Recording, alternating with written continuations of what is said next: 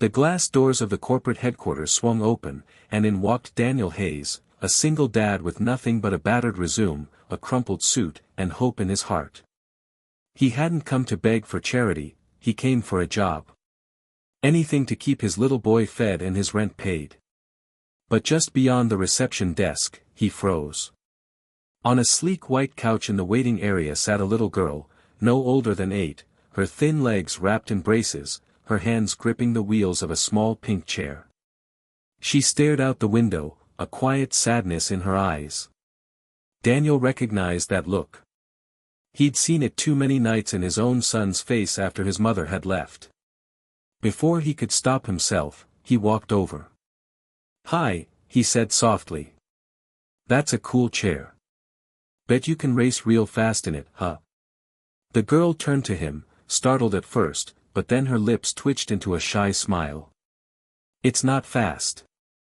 My legs, they don't work good anymore," she murmured. Daniel crouched beside her. "Well, maybe they just need a little help.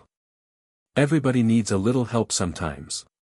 At that moment, a tall, stern-looking woman in a Navy power suit swept into the lobby, Margaret Ellis, CEO of Ellis Tech, and the most formidable businesswoman in town. She stopped in her tracks when she saw Daniel talking to her daughter. "Isabel," Margaret barked, "come here. You shouldn't bother people." But Isabel didn't move. Instead, she looked up at Daniel, her eyes wide with a glimmer of something new, hope. Margaret turned her sharp gaze on Daniel. "And you are?" He straightened up. "Daniel Hayes. Here to interview for the warehouse supervisor position." Margaret narrowed her eyes. "That position's already filled. Good day."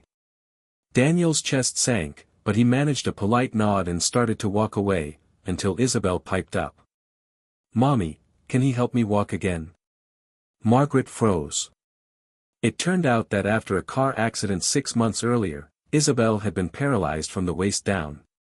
Margaret, a woman who could negotiate billion-dollar contracts, had been powerless to fix her daughter's broken body, and Isabel had been retreating deeper into herself ever since. Daniel paused at the door and turned back. "I don't know if I can," he said carefully, "but I helped my son learn to walk again after his surgery. It's slow. It's hard. But it's possible. And if you'll let me, I'd like to try." Margaret's instincts screamed no, but the look in Isabel's eyes silenced her. For once, the CEO in her stepped aside, and the mother in her said yes. Over the next few months, Daniel showed up at their home every evening after his shifts at a temp job. He brought Isabel simple exercises.